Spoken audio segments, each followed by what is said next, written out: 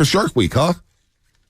Oh, no open. All right, no open. We're still working on things here at the new studio. So Shark Week, it's time to eat. Brian Baldinger, presented by our proud partner, Golden State, serving the Bay Area for 3 generations. Building better starts with Golden State. With UCC, we succeed. Visit GoldenStateLumber.com. What is Baldy in the Yelter? See him, hit it, boom, got him. There we go. You sounded like Macho Man. All right, maybe I did. Me and Miss Elizabeth, we're going to WrestleMania, and we're taking you down. Oh, yeah. Let me tell you something from Brian Baldinger. It is Shark Week in Bosa. Boy, he didn't get any fish last week. He got shut down by this guy, Dawand Jones. All right, let's stop playing here. Let's get Baldy, man. Let's get serious and break down some football. Brian Baldinger, what is happening, my man? Coming from MetLife Stadium, where you saw an upset. The JTS showing up. JTS, Jets, beating the Eagles, but we're starting in Cleveland because, Baldy, I got to say, man, I thought the Niners had the best defense in the league. No, it belongs in Cleveland, and it's not even close. As you pointed out in your videos, your Baldy breakdown, check them out at Baldy NFL.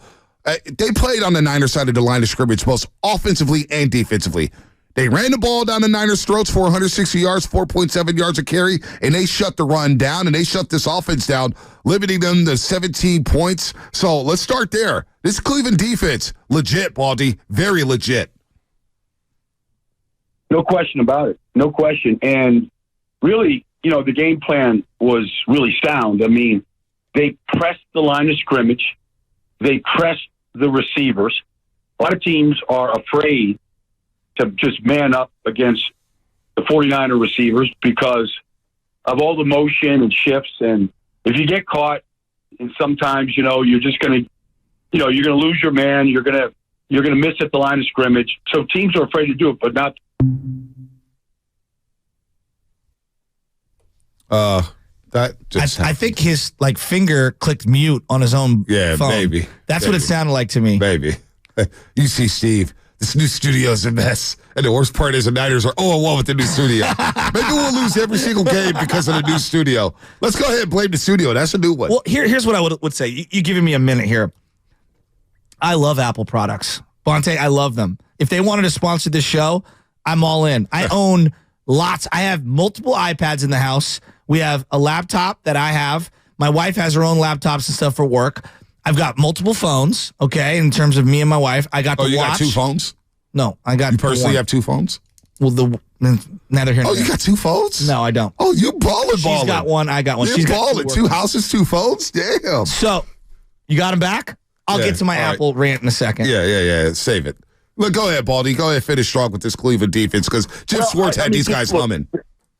They pressed the line of scrimmage, but the receivers, they had no fear of pressing the wide receivers. That's what they do, and that's what separates them from Kansas City's really good. There's a couple of defenses out there that are playing great football, but the Cleveland Browns, it's not like Myles Garrett blew up a bunch of plays or Zadarius Smith. I mean, they pressed the line of scrimmage in the run game, took the holes away, and then behind it, they played press man coverage. They got the interception off of it, off a poor throw by Purdy to Ayuk, but they took those throws away in the middle of the field. They know they like the in cuts. They played those plays, and, hats off to Cleveland. They beat them at their own game. Baldy, looking at the long-term view of this loss, and the Niners have bounced back. I'm pretty sure they're going to be in the playoffs, and they're going to bounce back, but they do have some concerning injuries. But I look at this Cleveland front, and I look at some of the big games the Niners have lost under Kyle Shanahan in the last 4 years. There's been a common theme. Big, nasty, big uglies down in the front. Dalvin Tomlinson, Zadarius Smith, Myles Garrett. You think about Aaron Donald in the NFC title game. Think about that Philadelphia front last year in the NFC title game. And then I'm looking at Cincinnati coming in a couple weeks from now, and Philadelphia is on the schedule. Is there a common theme to where the Niners just really, and I'm sure a lot of teams are going to struggle against Cleveland, but this Niners team are in a different category. They're in the category of, if we don't win a Super Bowl, it's going to be a disappointment this season. Is there something concerning about the way they block these fronts or the way they can't block these fronts in big-time situations like they didn't do on Sunday? Well, I mean, look, Cleveland is like a lot of good teams in this league. They put the resources into their defensive line and into their secondary, much like the 49ers have done, much like the Eagles did last year, Kansas City has done now. That's how you build these teams. Like, you've got to affect the quarterback, and then you've got to challenge the quarterback. You got to get on these receivers. You can't let them get these, these runways up of, being soft like you saw the Chargers play last night. Like you play these soft zones and play off man. Like get up there and challenge these receivers and live with the results. And I know this kid Martin Emerson is a great player. Like not many people know about him, but he challenged Ayuk. He won. Denzel Ward was the fourth pick in the. Is that our phone lines? Oh boy. Should I get back into my Apple rant? Sure, why not? All right. Kill some time. All right. It was the Apple rant because some people are So saying, my phone started dropping calls left and right, okay? Again, I love Apple products. You just smile at this point, B. Got to make the best of it. I love Apple products. I have a 12. This is the phone that I did have, okay? A 12. I did the updates, whatever. Everyone, you can't do the updates. No, you got to do the updates, all right? I did the updates. It's dropping calls left and right. I bring it in, and this guy at the Verizon store is like, well, the battery optimization's at 71%. I go, 71? What does that even mean? He's like, well, it's not good. I go, well, thanks. I know it's not good. Then he's telling me this just happens. I go, what happens? It's like a couple years old. It's not like 10 years old. It's a couple years old. We pay way too much for these phones. Like clockwork, I had to buy a new phone. And I'm telling you, I get it. It's a racket. It's a complete racket, and I'm too in deep with Apple to go back where all my stuff is synced, and it kind of drives me nuts because all of the features on the new phone are just ever so slightly better than the old one. Yeah, but they charge me another $1,000, and then it's like, oh, well, it's free because you can upgrade and blah blah. No, it's never free. I ended up having to pay a couple $100 yesterday. They get you every single time, and it drives me insane.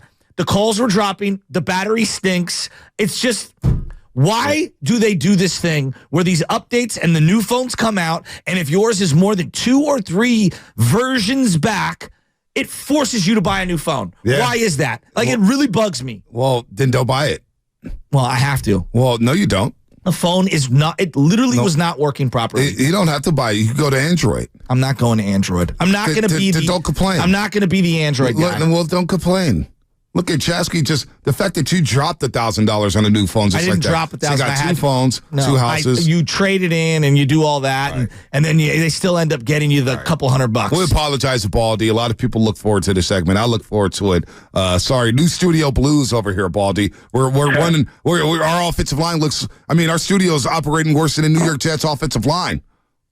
Well, I mean, they're 3-3. I mean, they're improving up there in Florham Park, New Jersey. Yeah. But you guys will get through it. We'll get through the bugs here. We'll get through it. We'll get through it here, Baldy. Baldy, can I ask you a question? Mm-hmm.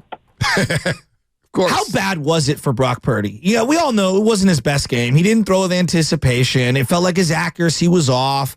I don't think he saw the field as well as he has in prior games. I think a lot of that has to do with Cleveland. But, how bad was it on your spectrum? Was it as bad as we all thought in real time? It wasn't what we have seen.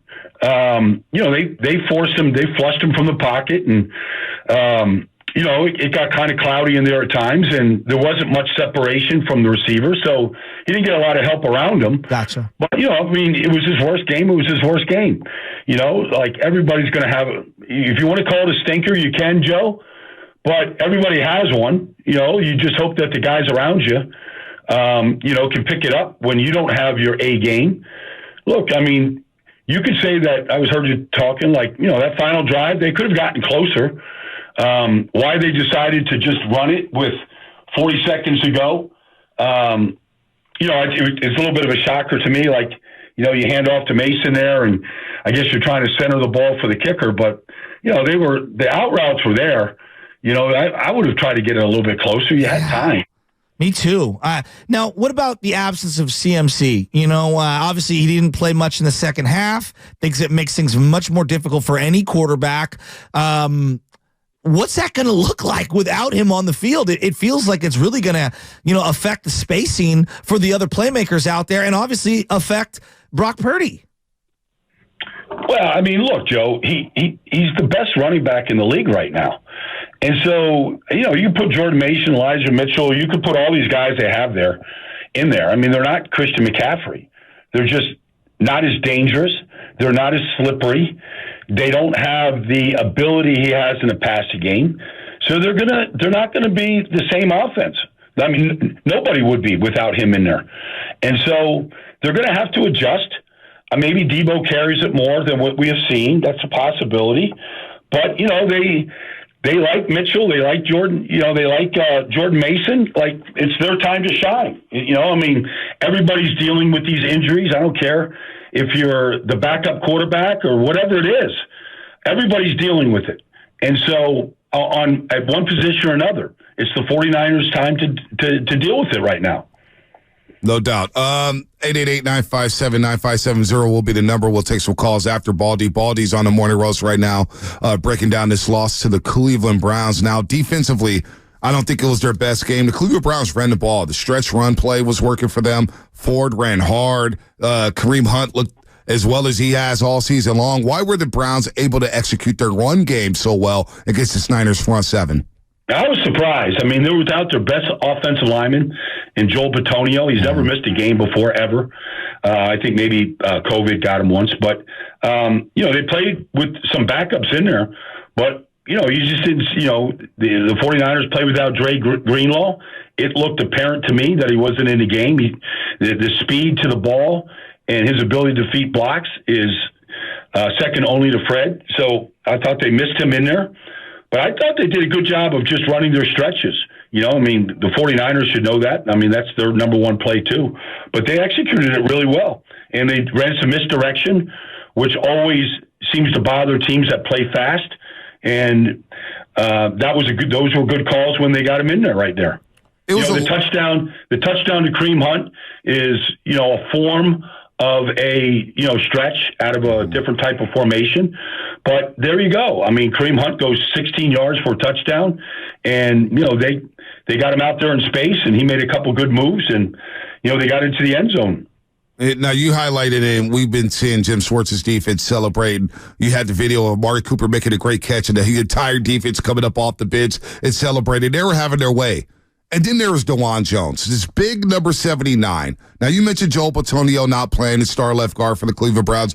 Jedrick Willis Jr., very good at the left tackle spot.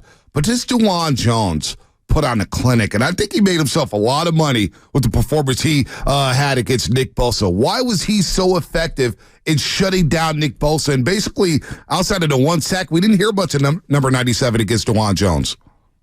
Well, look, I've broken down every game that Dawand has played, going back to 4 preseason games. He's got the wingspan of a Pacific Manta. He can put his left hand in Cleveland, his right hand in Pittsburgh. Nobody has his size or reach. And it bothered. Nick Bosa started on the right side against Wills. He came over in the second quarter against Dawand. They gave him a little bit of chip help with some tight ends, and then they just said, he's doing fine. Let's let him play. And he didn't have any problem at all with Nick. The only really sack and the only pressure really that Nick got was against a broken protection when they blitzed off the edge one time and they let Nick come free. But Dawand Jones is a good player. He's a 4th-round pick of Ohio State. He was a 2-year starter there. People love Paris Johnson Jr. on one side at Ohio State, and he went number 1. But I always liked Dawand Jones because of his length and the fact that he gets off on the snap. He's 380 pounds. He's got a wingspan of a man 7'4". But be honest with you, the guy's just really consistent football player. I thought he was better than Jack Conklin. And when Jack got hurt, I thought they were actually going to get better at right tackle. Wow, that's surprising. Have you noticed any drop-off from last year to this year for Nick Bosa? Is he working himself into shape? Is it just a matchup thing? Is he not getting are you noticing anything on film that looks different, I guess, from this year to last year? Well, the only thing you don't see from Nick that you see from other elite guys are quick escapes. Where you saw Micah Parsons last night just make the right tackle whiff. Yep. You see Max Crosby do that routinely. These guys are just whiffing. Nick is a power rusher. And he's good with leverage. He's good with his hands. But you're not seeing quick escapes from him right now. He had 34 pass rushes the other day out of a possible 36. And, he got one quarterback hit on a bootleg where nobody blocked him, and he got a sack on a play where the protection broke down. But you're just not seeing quick escapes from him right now. So if the ball, like it did on Sunday from PJ, gets out quick, or they're running misdirection or bootlegs, like he's not going to get a lot of opportunities. If you do make him hold it, like he's just taking the long route by just basically trying to power push you. He's got 16 quarterback hits in 6 games. It's not that much different than last year. You're just not seeing the quick escapes from him right now. And I'm sure it's bothering him too. But if you're going to try and go through Dawand Jones, like it's like trying to go through, it's a long way around him. It's a big orbit around the sun if you try to go around him. If you try to go through him, there's a lot of mass to get through. Where was Kittle in this game? It felt like a lot of Niner fans were not furious, but not happy that Kittle didn't seem to be a factor in the downfield passing game. Well, he wasn't. I mean, they targeted him, I think, 2 times, Joe. And, he caught like a little flat route for a yard. That was it. He wasn't featured. And we've seen this before where his number really isn't called and he's not, part of the route combination or the procedure in the routes. And so he can kind of disappear at times. It seems like a lot of times that when George gets involved, it's off plays where he's not the primary, but there's scramble drills. And, Purdy didn't get a lot of those with the way that the Browns really pressed the line of scrimmage, where he got a chance to get outside the pocket and Kittle just kind of runs the scramble drill and he shakes free. That didn't happen at all on Sunday. Was it just a case, too, of sticky covers by this Cleveland secondary? Because I've looked at a lot of secondaries in the NFL this season. I don't know if there's one better. This unit that Cleveland has, I mean, that's a Super Bowl defense, Baldy. And I kept thinking after watching that game and watching it back, if they could just figure out their offense, they can make some things happen in the AFC with the secondary. Well, they can. The quarterback is a little bit of a mystery. I thought PJ played well, even with the interceptions. I thought he played really well. He got the ball out quick. He got the ball. He made a couple of the throw to Amari Cooper. The big one that changed field position. He did it. He did enough. But like if Deshaun comes in and he gets into any kind of a rhythm with these guys, they're going to be fine. Jerome Ford and Kareem Hunt can handle the run game right now. So, but defensively, you're going to keep them in every game. But if you look at the AFC North right now, good luck. Pick your poison because Cincinnati is healthy. Burrow is healthy. Jamar Chase is he's going to get 150 catches for sure before the season's out. Like nobody can stop him. When he said, "I'm open, I'm always bleeping open," he wasn't lying the other day.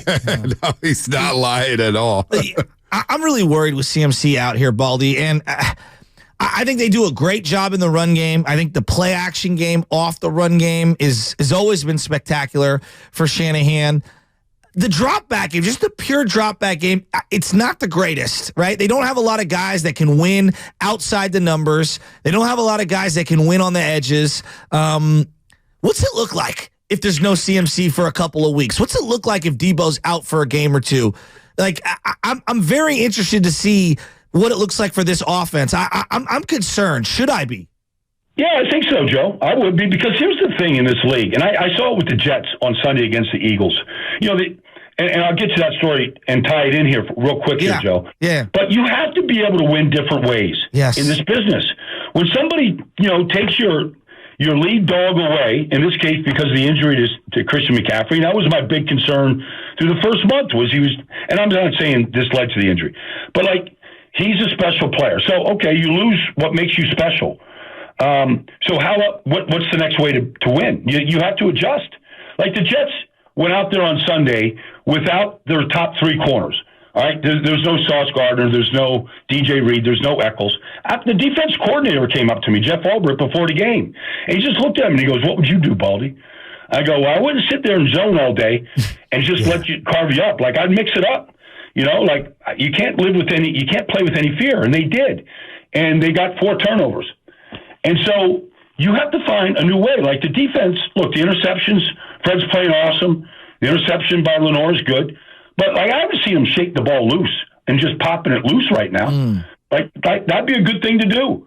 It'd be good to see Eric Armstead make a play. Right. There's just things. If Kinlaw's going to be on the field, it'd be good to see him actually do something. It's good to see Randy Gregory out there kind of show up. Right. He showed up more in that game than he did in Denver in the first 5 weeks. Really? No, he did flash. He was playing well. Flash. So, you got to win in other ways. It'd be good if your special teams, made some plays. Baldy, they had 5 penalties on special teams, and then Ray, before half, lets a ball get over his head, and then you had timeouts in your back pocket. Ray drove me nuts in this game. He didn't line up properly a few times. I thought they should have played Ronnie Bell. I'm going to come out and say it. All right. Well, maybe you see the switch. I'm sure Shanahan isn't blind to that point right there. 12 penalties isn't what you expect from a team that you think is going to a Super Bowl. And I know it's in Cleveland, the weather and all that. It's nonsense. You got to go play these games. Yep. And Cleveland we all saw what the defense could do. Okay, the offense had an off day. And so pick it up someplace else. The interceptions help. But, and look, the kicker had a chance to win it at the end.